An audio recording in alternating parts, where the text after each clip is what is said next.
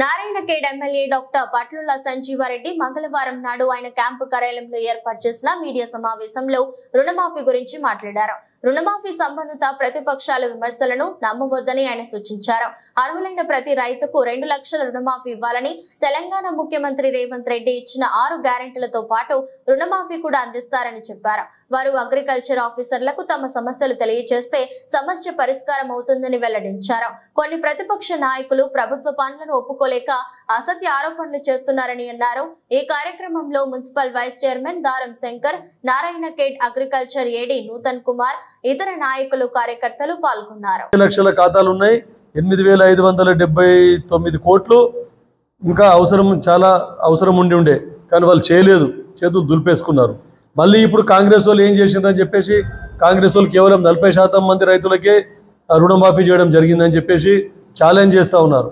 దానికి ఛాలెంజ్ స్వీకరించడానికి మేము సిద్ధంగా ఉన్నాం.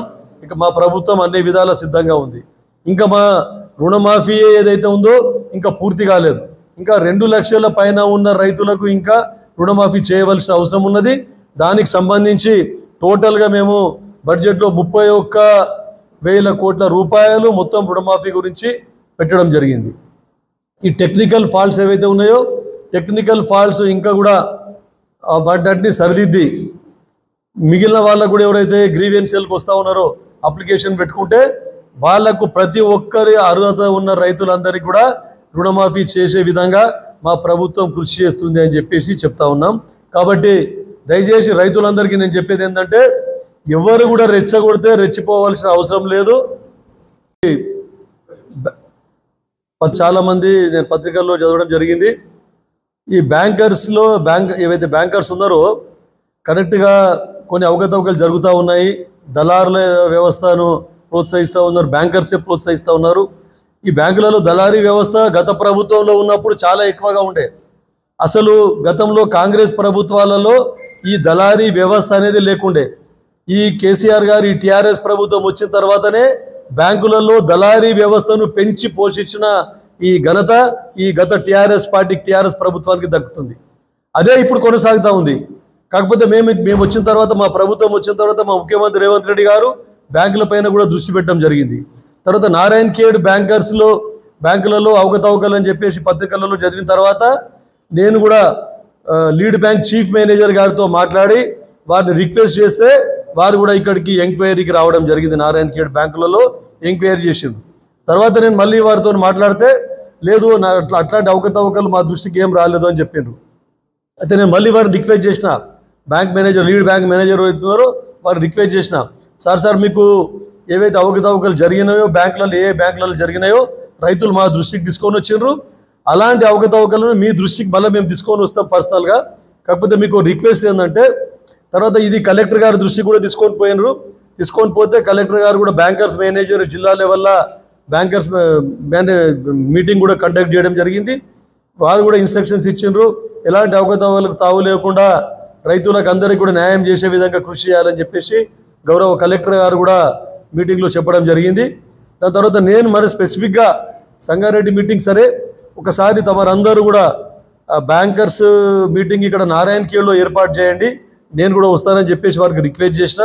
So lead bank chief manager గారు కూడా దానికి పాజిటివ్గా స్పందించి ఈ మెయిన్ బ్రాంచెస్ ఏవైతే ఉన్నాయో మెయిన్ బ్యాంక్స్ ఆ బ్యాంక్స్ కంట్రోలర్స్ను కూడా తీసుకొని వస్తానని చెప్పడం జరిగింది.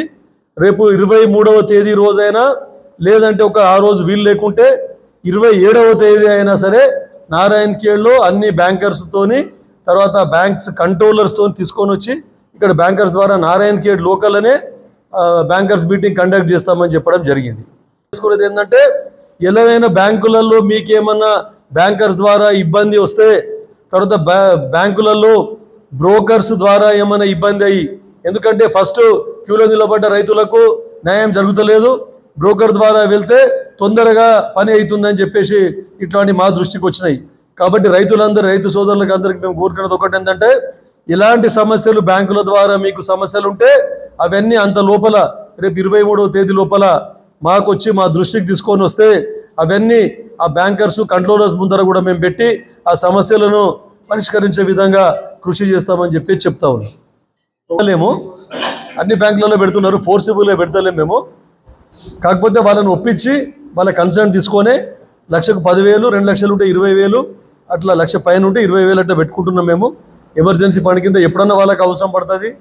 లేకుంటే రిన్యువల్ చేయకపోతే కొంతమంది లాస్ అయ్యింది. ఇప్పుడు అదే అమౌంట్ పెట్టి రిన్యువల్ చేయించుకొని మాకు అవకాశం ఉంటుంది, ఫ్యూచర్లో ఇంట్రెస్ట్ పే చేసుకొని రిన్యువల్ చేయించుకునే అవకాశం ఉంటుంది అని చెప్పి వాళ్ళకి ఒప్పించి తీసుకుంటున్నామని చెప్పారు. మేము డబ్బులు ఇప్పుడు కట్టాలి, పైన 2 లక్షల పైన ఉన్న డబ్బులు కట్టడానికి మాకు ఇబ్బందిగా ఉంది, అవి కట్ చేసుకొని ఇవ్వండి అని అంటే, దీన్ని 2 లక్షల పైన ఉన్నటువంటి అమౌంట్ ఏదైతే ఉందో దాన్ని 2 లక్షల లోపల నుంచి వారికి మినహాయింపించి మిగిలిన అమౌంట్ ఇవ్వాలని మేము ప్రభుత్వం దృష్టికి కూడా తీసుకొని పోయినాం. అది సాధ్యాలను టెక్నికల్గా ఏమీ డిఫెక్ట్స్ లేకుండా ఎలాంటి ప్రాబ్లమ్స్ లేకపోతే ఖచ్చితంగా దాన్ని అమలు చేసే విధంగా ప్రభుత్వం ప్రయత్నిస్తుంది. మేము రైతుల శ్రేయస్సు గురించి దృష్టికి ముఖ్యమంత్రి రేవంత్ రెడ్డి గారి దృష్టికి తీసుకొని పోయినాము. వారు కూడా సానుకూలంగా స్పందించారు. ఒకవేళ ఎనీ ఛాన్స్ ఉంటే అట్లా చేయడానికి మేము ప్రయత్నిస్తామని చెప్పేసి, ఎందుకంటే టెక్నికల్గా లీగల్గా అన్ని కోణాల నుంచి ఆలోచించవలసి వస్తుంది. కాకపోతే ఇప్పుడు ఏవైతే అర్హులు ఉన్నారో ఏ టెక్నికల్ ఇష్యూ ఉన్నా కూడా అర్హత ఉన్న రైతులకు ఇంకా టైం లిమిట్ అని ఏం లేదు. ఎంత తొందరగా అయితే అంత తొందరగా మీరందరూ గ్రీవెన్సీలకు వచ్చిన అప్లికేషన్లన్నీ పరిశీలించి వారందరికీ కూడా మేము రుణమాఫీ చేసే మా ప్రభుత్వం రుణమాఫీ చేసే ప్రయత్నం చేస్తుందని చెప్పి చెప్తాం. మనం ఒకవేళ మీరే రైతులకైతే రాలేదు, అర్హత ఉన్న రైతులకనంటే ఖచ్చితంగా మేము వారికి ఇప్పించే విధంగా కృషి చేస్తాం. కాకపోతే కొన్ని నిజంగా కూడా రిన్యువల్ చేయని ఉన్నాయి. సొసైటీలో ఇంతకుముందు చెప్పినట్టు అది వాళ్ళ తప్పిదం, అక్కడ ఉన్న చైర్మన్లు, అక్కడ ఉన్న సొసైటీ సెక్రటరీలు వాళ్ళ తప్పిదం వలన ఎంతోమంది రైతులకు నష్టం జరిగిందని చెప్పేసి చెప్తా ఉన్నాం. మా ప్రభుత్వానికే ఇది క్రెడిట్ దక్కుతుంది. ఎందుకంటే మీరు 7.5 లక్షల కోట్ల రూపాయలు అప్పు చేసిపోయారు. ఫస్ట్ ఆఫ్ ఆల్ మా సోనియా గాంధీ గారు, ప్రియతమ సోనియా గాంధీ గారు మాకు ప్రత్యేక తెలంగాణ రాష్ట్రం ఇచ్చినప్పుడు 17,000 కోట్ల నగదు మిగులు బడ్జెట్తో మాకు రాష్ట్రం అప్పచెప్పిపోతే మీరందరూ ఏం చేసినారు? మా ప్రభుత్వం వచ్చేసరికి 7.5 లక్షల కోట్ల రూపాయలు అప్పు చేసిపోయారు. దానికి మిత్తే 46,000 కోట్ల రూపాయలు ఇంట్రెస్ట్ కట్టడం జరిగింది. తర్వాత అయినా కూడా మేము ప్రజలకు ఇచ్చిన హామీలు ఏవైతే 6 గ్యారంటీ స్కీములు ఉన్నాయో దాంట్లో మ్యాక్సిమం 60%, 70% వరకు కూడా మేము కంప్లీట్గా హామీలు అమలు చేయడం జరిగింది. ప్రజలందరూ సంతోషంగా ఉన్నారు. మిగిలిన హామీలను కూడా మేము ఫుల్ఫిల్ చేసే విధంగా, హామీలను నెరవేర్చే విధంగా మా ప్రభుత్వం కృషి చేస్తూ ఉన్నది. ఇవన్నీ చేసుకుంటూ ప్రత్యేకంగా రైతులకు లాభం జరగాలి, రైతులందరూ గత ప్రభుత్వంలో జరిగినట్టు నష్టపోకూడదనే ఉద్దేశంతో ఈ రుణమాఫీని ప్రత్యేకంగా చేపట్టడం జరిగింది. రుణమాఫీ కూడా ఒకే విడతల 2 లక్షల రూపాయలు రుణాన్ని మాఫీ చేయడం జరిగింది. ఇంకా రైతు బంధు ఎప్పుడని, ఎందుకంటే ఇది ఎన్ని సంక్షేమ పథకాలు ఇచ్చినా కూడా ఇది నిరంతర ప్రక్రియ, ఇంకా ప్రజలు డిమాండ్ చేస్తూనే ఉంటారు. కాబట్టి దానికి కూడా కమిటీ చేయడం జరిగింది. చిత్తశుద్ధితో గతంలో మీరు ఉన్నప్పుడు, గతంలో టీఆర్ఎస్ పాలన ఉన్నప్పుడు ఆ సినిమా యాక్టర్లకు, పెద్ద పెద్ద కంపెనీలకు, 100,000 ఎకరాలు ఉన్నటువంటి వాళ్ళకు, మంత్రులకు, బడాబాబులకు మొత్తము ఈ రైతు బంధు ఇవ్వడం జరిగింది. కానీ మా ప్రభుత్వం నిజమైన అర్హులను గుర్తించి కేవలం బీదోళ్ళు, వ్యవసాయం కంటే కల్టివేషన్ చేస్తున్నటువంటి, సాగు చేస్తున్నటువంటి భూములను గుర్తించి వారికి ఈ రైతు భరోసా ఇవ్వాలని చెప్పేసి పెంచి 7,500 రూపాయలు, అంటే సంవత్సరానికి ఎకరాకు 15,000 రూపాయలు ఇచ్చే విధంగా మా ప్రభుత్వం ఇచ్చిన హామీ మేరకు మాట నిలబెట్టుకునే ప్రయత్నం చేస్తూ ఉంది. కాకపోతే ఐడెంటిఫికేషన్కి మనకి ఎంత రైతులు ఉన్నారు, 5 ఎకరాలక 10 ఎకరాలక, 10 ఎకరాలు ఒకవేళ టేకప్ చేస్తే 90% రైతులు 10 ఎకరాల లోపల రైతులు అందరూ కవర్ అవుతారు. మిగిలిన 10% ఏదైతే ఉన్నదో భూమి పెద్ద రైతులు, కంపెనీలు, వారి వ్యాపారుల చేతిలో ఉంది. కాబట్టి దాన్ని మినహాయించి నిజమైన రైతులు ఎవరైతే వ్యవసాయం సాగు చేసుకుంటా ఉన్నారో వారికి ఇచ్చే విధంగా మా ప్రభుత్వం కృషి చేస్తూ ఉందని చెప్పి చెప్తా ఉన్నాం. మీరందరూ తగిన విధంగా మీ అర్హత పత్రాలతోని మీ మండల వ్యవసాయాధికారులకు మీరు మీ గ్రీవెన్స్, మీ సమస్యలు చెప్పుకొని మళ్ళొకసారి మీరు అప్లికేషన్ పెట్టుకుంటే ఖచ్చితంగా వారికి కూడా త్వరలోనే రుణమాఫీ చేస్తామని చెప్పి చెప్పడం జరుగుతూ ఉంది. తర్వాత ఇంకా కొంతమంది ఈ 2 లక్షల పైన ఉన్నటువంటి రుణం గురించి కూడా కొంతమంది రైతులు సోదరులు మా దృష్టికి తీసుకొని రావడం జరిగింది. 2 లక్షల పైన ఉన్న అమౌంట్ ఏదైతే ఉన్నదో అది కడితేనే, జీవో ప్రకారం అది కడితేనే ఈ 2 లక్షల రూపాయలు రుణమాఫీ చేస్తామని చెప్పడం జరిగింది. మేమందరం కూడా మా ద్వారా ప్రభుత్వం దృష్టికి తీసుకుపోయినాం. సార్, కొంతమంది రైతులు ఇబ్బందిలో కట్టే పరిస్థితిలో లేరు. వాళ్ళ పైసలు 2 లక్షల పైచీలకు ఏవైతే ఉన్నాయో వాళ్ళకు పైన ఉన్నటువంటి రుణాన్ని ఆ 2 లక్షల రూపాయల నుంచి కట్ చేసుకొని మిగిలిన అమౌంట్ వాళ్ళకి రుణమాఫీ వర్తించే విధంగా కృషి చేయాలని చెప్పేసి చాలామంది శాసనసభ్యులను కూడా ప్రభుత్వం దృష్టికి తీసుకుపోవడం జరిగింది. దాని గురించి కూడా ప్రభుత్వం చిత్తశుద్ధితోనే ఆలోచించడం జరుగుతూ ఉందని చెప్తా ఉన్నాం. కాకపోతే వీళ్ళందరూ ఏం చేస్తూ ఉన్నారు, ఈ టీఆర్ఎస్ నాయకులు, బడా నాయకులు వారి చేతగంతనాన్ని కప్పిపుచ్చుకోవడానికి కాంగ్రెస్ ప్రభుత్వం మీద మరొకసారి బురద జల్లే విధంగా, రైతులను తప్పుదోవ పట్టించే విధంగా అబద్ధాలనే పదే పదే ప్రశ్నలు చెప్తే అది నిజమని నమ్ముతారనే ఉద్దేశంతో ఈ విధంగా అక్కడ ఇక్కడ స్టేట్మెంట్లు ఇస్తూ ప్రజలను రెచ్చగొట్టే విధంగా, రైతులను రెచ్చగొట్టే విధంగా చేస్తూ ఉన్నారు. దాన్ని మేము ఖండిస్తూ ఉన్నాం. పత్రికా ముఖంగా, ఎలక్ట్రానిక్ మీడియా ముఖంగా ఖండిస్తూ ఉన్నామని చెప్తాం. గతంలో కూడా కాంగ్రెస్ మేనిఫెస్టోలో రుణమాఫీ చేస్తామని చెప్పడం జరిగింది. దాని ప్రకారమే 2018ని బేస్ చేసుకొని 2018 తర్వాత ఏవైతే ఉన్నాయో రుణాలు ఉన్నాయో ఇప్పటి వరకు 2023 డిసెంబర్ 9 వరకు కూడా రుణాలు మాఫీ చేయడం జరుగుతుందని చెప్పేసి చెప్పడం జరిగింది. దానికి సరిపడ నిధులు ఈ ప్రతిపక్షాలు ఏంటంటే పెద్ద గగ్గోలు పెడతా ఉన్నారు. అసలే రుణమాఫీ కాలేదు. ముఖ్యంగా టీఆర్ఎస్కు సంబంధించిన పెద్ద మాజీ మంత్రివర్యులు, తర్వాత పెద్ద నాయకులు అందరూ కాంగ్రెస్ ప్రభుత్వము చేసినటువంటి రైతులకు చేసినటువంటి బెనిఫిట్స్కి వారికి మింగుడు పడతలేదు. కాబట్టి ఈర్ష్యతోని కాంగ్రెస్ ప్రభుత్వం మీద బురద జల్లే ప్రక్రియ కొనసాగుతుంది. గత 10 సంవత్సరాల్లో వాళ్ళకు చేత కాలేదు చేయడం. ఒకేసారి రుణమాఫీ 1 లక్ష రూపాయలు చేస్తామని చేయడం చేత కాలేదు. తర్వాత 4 విడతలు చేస్తామని చెప్పిండ్రు. 4 విడతలు చేసిన రుణమాఫీ మీరు చూస్తా 2014లో సుమారు ప్రతి సంవత్సరం 4,000 కోట్లు చేయడం జరిగింది. 14, 15, 16, 16, 17, 17, 18లో 4,000 కోట్లు చేయడం జరిగింది. కానీ అది మొత్తము వడ్డీకే సర్దుబాటు అయింది. తర్వాత 2018, 19 సంవత్సరం నుండి కూడా చేస్తే 2018, 19 అసలు రుణమాఫీ లేదు, బడ్జెట్ కేటాయించలేదు. 2019, 20లో బడ్జెట్ కేటాయించలేదు. 20, 21లో ఇంకా ఎలక్షన్స్ దగ్గరకు వస్తాయేమో చేయాలనే ఉద్దేశంతోనే వారు 408 కోట్లు, కేవలం 408 కోట్లు 2020, 21లో, 21, 22లో 1,339.5 కోట్లు మాత్రమే రుణమాఫీ చేయడం జరిగింది. 2022, 23లో మాత్రం మళ్ళీ ఎలాంటి బడ్జెట్ లేదు, 0. తర్వాత 2023, 23లో 2 దశల్లో చేసిన. మొదటి దశలో 6,763 కోట్లు, రెండవ దశలో 4,818.24 కోట్లు చేయడం జరిగింది.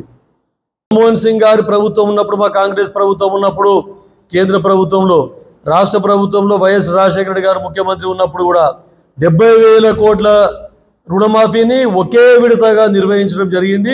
ఆ ఘనత కూడా మా కాంగ్రెస్ ప్రభుత్వానికి దక్కుతుందని చెప్తున్నాం. నియోజకవర్గానికి చూస్తే అన్ని మండలాలకు కలిపి సుమారు 160 కోట్ల రూపాయలు కేవలం ఒక నారాయణ ఖేడ్ నియోజకవర్గానికే రుణమాఫీ కావడం జరిగింది. ఇంకా కొంతమంది రైతులకైతే 2 లక్షల పైన ఉన్నారో వాళ్ళకు కూడా మళ్ళీ మేము ప్రభుత్వం యథావిధిగా రుణమాఫీ చేసే ప్రయత్నం చేస్తూ ఉంది. కాకపోతే కొంతమంది రైతులు అక్కడక్కడ వచ్చేసి మాకు రాలేదు సార్ రుణమాఫీ అంటే, వారందరికీ చెప్తా ఉన్నాం. మా ఏడీ అగ్రికల్చర్ గారు ఇక్కడే ఉన్నారు. వారి ద్వారా అందరి వ్యవసాయ అధికారులకు, మండల వ్యవసాయ అధికారులకు ఇన్స్ట్రక్షన్స్ ఇప్పించడం జరిగింది. వారు దరఖాస్తు చేసుకొని మరొకసారి వారి సమస్యలు ఏమైనా ఉంటే, బ్యాంకుల ఫాల్ట్స్ ఉన్నా కానీ, లేక ఐడెంటిటీ ఫాల్ట్స్ ఉన్నా కానీ, ఇంకా ఇతరత్ర ఏ కారణాల చేతనైనా అర్హులైన రైతులకు రుణమాఫీ జరగకపోతే ఖచ్చితంగా వారికి కూడా రుణమాఫీ ఇప్పించే విధంగా మా ప్రభుత్వం కృషి చేస్తుందని చెప్పేసి చెప్తా ఉన్నాం. మా కొత్తగా ప్రభుత్వం ఏర్పడిన తర్వాత మా ముఖ్యమంత్రి గౌరవనీయులు రేవంత్ రెడ్డి గారి ప్రభుత్వం వచ్చిన తర్వాత రైతులకు రుణమాఫీ చేయాలనే ఉద్దేశంతో 6 గ్యారెంటీల తర్వాత కంకణం కట్టుకొని ఇచ్చిన మాట ప్రకారం ఆగస్టు 15 వరకు మొత్తం 2 లక్షల లోపు ఉన్న రైతులందరికీ కూడా రుణమాఫీ చేస్తానని చెప్పేసి ఏదైతే చెప్పినరో దాన్ని అన్న మాట ప్రకారం మొత్తము మాట నిలబెట్టుకోవడం జరిగింది. రైతులు దానికి చాలా సంతోషంగా ఉన్నారు. కాకపోతే కొన్ని టెక్నికల్ ఇష్యూస్ వలన కొంతమంది రైతులకు రుణమాఫీ కాలేదు. కాబట్టి అట్లాంటి రైతులకు మేమందరం కోరుకునేది ఏంటంటే గ్రీవెన్సెల్ ఉంది. ఇప్పుడు గ్రీవెన్సెల్ ప్రతి మండలంలో కూడా అగ్రికల్చర్ ఆఫీసర్ దగ్గర రూరల్ ఆఫీసర్గా పెట్టేసి ఒక గ్రీవెన్సెల్ ఏర్పాటు చేయడం జరిగింది. బ్యాంకులో ఏమైనా టెక్నికల్ ఫాల్ట్ కావచ్చు, ఆధార్ కార్డులు తప్పులు కావచ్చు, లేదంటే ఇంకా ఐడెంటిటీ, కొంతమందికి ఆధార్ కార్డు లేదు, రేషన్ కార్డు లేని వాళ్ళకు ఐడెంటిటీ సమస్య వచ్చింది, వాళ్ళ గుర్తింపు అనేది. ఆ గుర్తింపు గురించి వివిధ రకాలుగా ఆ రైతులను గుర్తించి పట్టా పాస్బుక్ ద్వారా కానీ, లేదంటే రేషన్ కార్డులో పేరు ఉంటే కానీ, లేదంటే ఆధార్ కార్డు కానీ, ఇతరత్ర బ్యాంకు ఖాతాలు ఉంటే కానీ అట్లాంటి రైతులందరినీ గుర్తించి అర్హత ఉన్న రైతులందరికీ కూడా రుణమాఫీ చేయడం జరుగుతుంది అని చెప్పేసి మా ప్రభుత్వం చెప్పడం జరిగింది. ఇంకా మనకు 5,000 కోట్ల రూపాయలు ఏదైతే ఇంకా వారికి నిధులు నిల్వ ఉన్నాయి. ఎందుకంటే మీరందరికీ తెలుసు, మొత్తం 17,933.19 కోట్లు వరకు ఇప్పటి వరకు లబ్ధిదారులకు ఇవ్వడం జరిగింది. 22,37,848 మంది లబ్ధిదారులకు 2 లక్షల లోపు మట్టుకు వాళ్ళకి ఇవ్వడం జరిగింది. ఇంకా 2 లక్షల పైన ఉన్న రైతులు సుమారు 8 లక్షల మంది రైతులు ఉన్నారని చెప్పేసి గుర్తించడం జరిగింది. తర్వాత వివిధ కారణాల వలన కొన్ని అప్లికేషన్స్ ఏవైతే ఉన్నాయో ఖాతాలు రిటర్న్ అయినాయి. మనకు గ్రీవెన్సెల్కి 22,000 ఖాతాలు రిటర్న్ అయితే తిరిగి క్లియర్ చేసిన ఖాతాలు 8,000. మొత్తం 44 కోట్ల రుణాలు వారికి కూడా మళ్ళీ తిరిగి ఇవ్వడం జరిగింది. కాకపోతే కొన్ని చోట్ల ఏం జరిగిందంటే కొన్ని సొసైటీలలో అక్కడ ఉన్న సెక్రటరీల తప్పిదం వలన, అక్కడ ఉన్న చైర్మన్ల తప్పిదం వలన, వారి నిర్లక్ష్యం వలన ఎంతోమంది రైతులు రుణమాఫీకి దూరం ఉండవలసి వచ్చింది. ఎందుకంటే వాళ్ళకు రైతు రుణమాఫీ కాలేదు. గత 2017వ సంవత్సరంలో రెన్యువల్ చేయడం జరిగింది. 2018లో మటుకు రెన్యువల్ చేయడం జరగలేదు. మా ప్రభుత్వం ఏదైతే ఉన్నదో మొదలు ఇచ్చిన హామీల మేరకు 2018 ఎలక్షన్లో కూడా హామీ ఇవ్వడం జరిగింది, రుణమాఫీ చేస్తామని చెప్పేసి. అట్లాంటి వారికి ఆ రోజు నుండి కట్ ఆఫ్ డేట్గా తీసుకోవడం జరిగింది. 2018వ సంవత్సరం నుండి మొన్నటి వరకు, అంటే డిసెంబర్ 9, 2023 వరకు ఎవరైతే అర్హత ఉన్నదో ఆ రైతులందరికీ కూడా రుణమాఫీ చేస్తామని చెప్పేసి చెప్పడం జరిగింది. అంటే రెట్రోస్పెక్టివ్గా మాకు చిత్తశుద్ధి ఉన్నది. ఏంటంటే కేవలం మొన్న రాహుల్ గాంధీ గారు చెప్పిన ఏదైతే వరంగల్ సభలో చెప్పినో రుణమాఫీ చేస్తామని, ఆ రోజు నుండి ఈ రోజు వరకు మట్టుకే రుణమాఫీ చేయగలుగుతుంటే